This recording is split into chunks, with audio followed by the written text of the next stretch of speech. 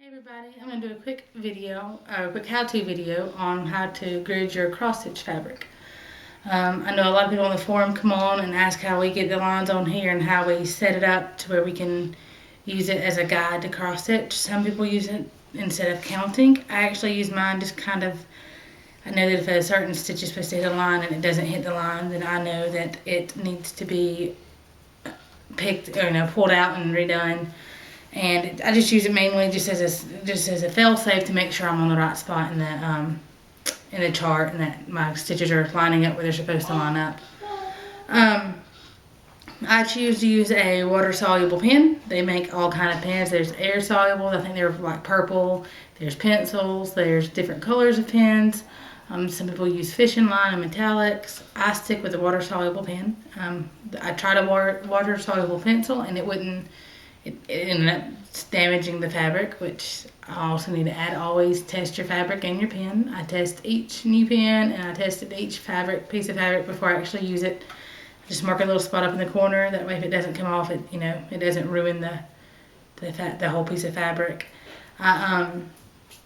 They do make like the white markers for your darker fabric if you're doing like a navy blue background or a black background. The biggest tip would be to like I said, test your fabric and your marker, and also make sure that your floss and your fabric is color fast. You don't want to use over-dyed fabric that's not color fast, and you stitch your whole project, throw it in the water and it bleeds, or if the floss is over-dyed, hand dyed, you want to make sure it's all color fast and that it's not going to bleed once it's wet. Some people wash their projects after gridding in the washer. I tend to wash mine by hand. I use a very gentle, fabric softener and wash it by hand. They also, say something else. Some people use the fishing line where it pulls out. I'm afraid that I stitch my stitches. I pull my tension pretty tight. I'm afraid that I wouldn't be able to pull the grid line out from beneath it. And that's pretty much it. Just gonna show you how to grid the fabric. Okay, so here's the how-to part of the gridding your cross-stitch fabric. It's kind of a second video. I had a camera issue, the other one. This is still my first time really using a tripod in this way, so bear with me if I get some bad angles. I apologize. The supplies you need to grid your fabric, of course, your fabric and your pattern. But I designed this one that way I wasn't doing any copyright infringement. It's a beautiful, beautiful pattern. I use straight pens, your water-soluble markers if that's what you choose, or whatever item you're choosing to use. And I use this little foam poster board that I got at Walmart for like $1 in the kids' school supply section. And that way I can push my push pins into the actual board. Plus I don't mark on my table with my markers. After you've tested your fabric and make sure that the markers will wash off and that the fabric does not, run and that kind of thing, you're going to find the center of your fabric, which this is kind of already done for me.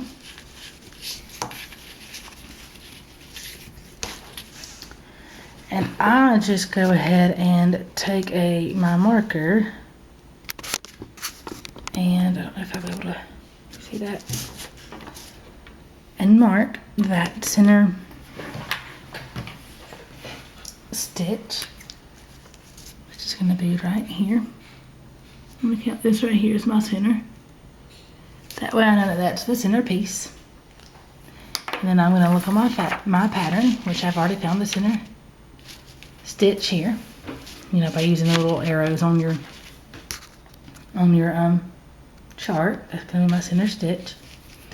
So now what I do is I'm going to look, and there are, I don't know if it's going to show up on the camera or not, directly under my first stitch, my center stitch, is the first solid grid line, the first 10 by 10 grid line. You can see how they're kind of darker than the other ones.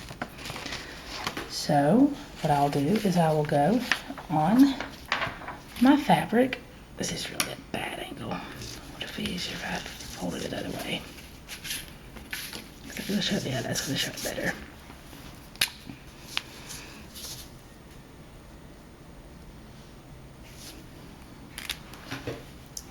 I'm gonna go ahead and mark directly underneath that first stitch. If I will zoom in, if I try to use some 11 account, and like I said, my camera malfunction. Whoa.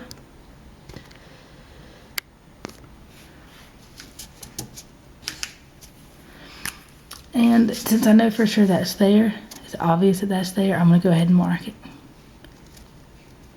Mark the line. Okay. And then if you look at the pattern again, if I'll go zoom in on the pattern or not, maybe, it works. The center stitch is 1, 2, 3, 4 stitches away from this first sideways or vertical grid line. So then I'm going to count out 4 stitches there.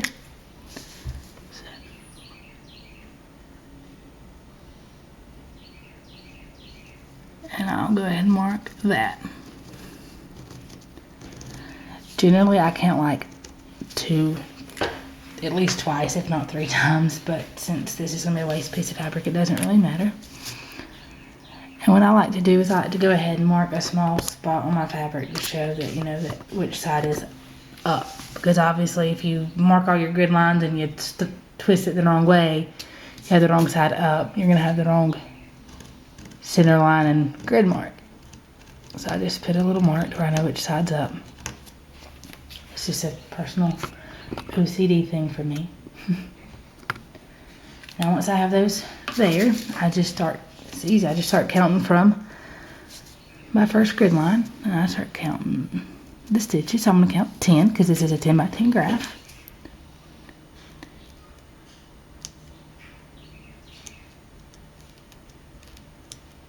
And just bear with me if you hear me counting out loud. I tend to talk to myself when I do this kind of stuff.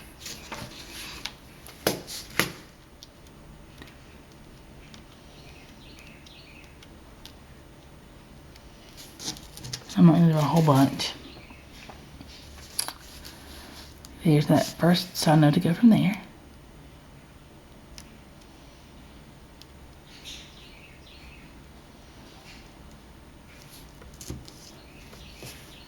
Here's him out so we can see the extra stitches.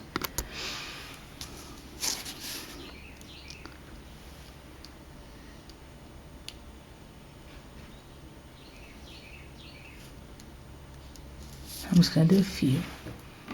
Once I have those marked, I get my marker ready. And I just go back and count again before I mark.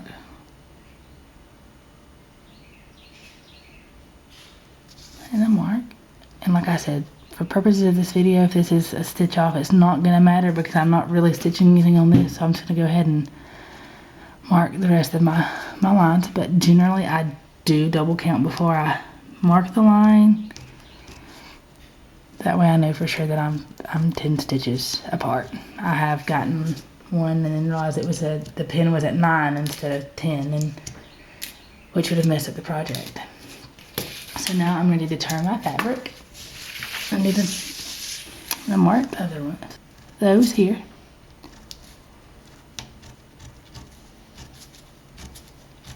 Yeah, I don't know if you can see, but I'm having to mark several times. Sometimes you do have to kind of mark a few times to get it as bold as you want or as dark as you want. Then now all you do is you draw out your line. That's all the counting's done. Now you just draw out your lines all the way out. Oops. Pick off the little line there.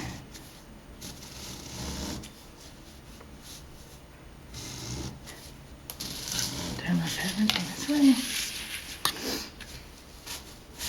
I've realized that they seem to mark better and easier to keep up with if you pull the pin. This pin's always completely out of ink. That one needs to be thrown in the trash bin.